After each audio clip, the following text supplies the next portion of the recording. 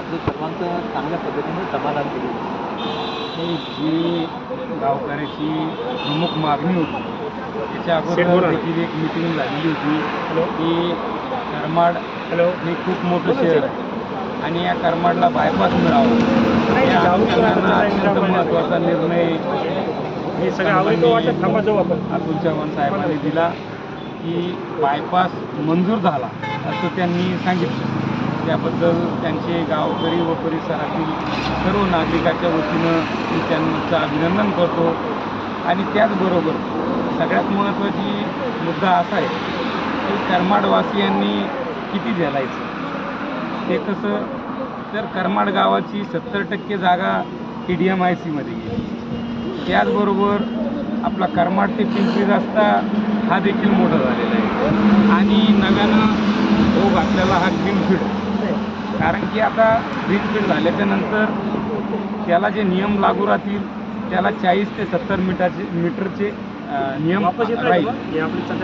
तर हे 70 मीटरचा जर निर्णय शासनानं केला तर खरोखरच आमचं करमाडवासियांचे दुर्भाग्य असेल. दुर्भाग्य असं की आम्हाला प्रॉपर करमाडचे असून आम्हाला जागाच नाही झाली. शेती थोडीफार खाली राहिलेली आहे पटरीच्या खाली आणि त्यातनं पण ठीक आहे विकास होतोय का होतोय, पण तो विकास होऊनही जर जागा नसेल तर ही उद्याच्या करमाडच्या दृष्टिकोनातून अत्यंत गांभीर्याची गोष्ट आहे. आणि त्याचबरोबर जेणेकरून या सटाणा शिवावरतून आणि लाडगाव शिवावरतून हा जो रस्ता चाललेला आहे की जेणेकरून मधला मार्ग जो असतो सटाणा शिवार ते लाडगाव शिवार मधलं हे जे करमाडा घुसलेलं आहे की जेणेकरून हा नॅशनल हायवे रोड हा जो 30 मीटरचा रस्ता आहे दोन्ही साईडनं 15-15 मीटरचा की जेणेकरून मी तुमच्या माध्यमातून शासनाला देखील कळकळीची विनंती करतो की हा मधल्या रस्त्यात किमान यात वाहन नाही हो अशा प्रकारची मी मागणी करतो. रावसाहेब दानवे मंत्री असताना त्यांनी असं आवाहन केलं होतं की जालना आणि छत्रपती संभाजीनगर ही ट्विन सिटी होणार आहे. याच्यामध्ये काही त्या प्रक्रियेला अडथळा वगैरे येईल का, मदत होईल? नाही ऐका, विषय कसा आहे, दानवे साहेब काय म्हटले खूप मोठे नेते मी त्यांच्यावर बोलणं योग्य नाही.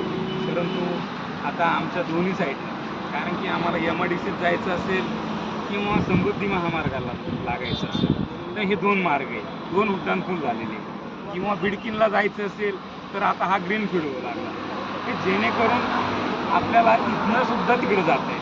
समृद्धी महामार्गाने देखील आम्हाला जालन्याला जाते.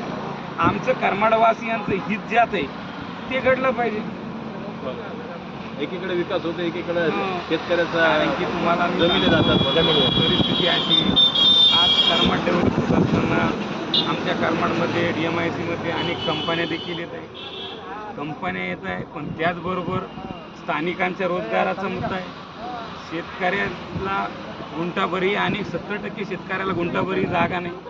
त्यांचे मुलं शिकलेले तिथं पाहिजे त्या क्रमानं माझी सर्व नेते मंडळींना विनंती राहील की इथं स्थानिकांना कसं प्राधान्य दिलं जाईल. आणि याच्यानंतर देखील आम्ही भविष्यात आमच्या करमाडवासियासाठी तसेच परिसरातल्या तरुणांसाठी MIDC-मध्ये काँग्रेस पक्षाकडनं खूप मोठं आंदोलन छेडणार आहोत. मी विठ्ठल नामदेव कोरडे, माजी सरपंच तथा पंचायत समिती सदस्य प्रतिनिधी करमाड.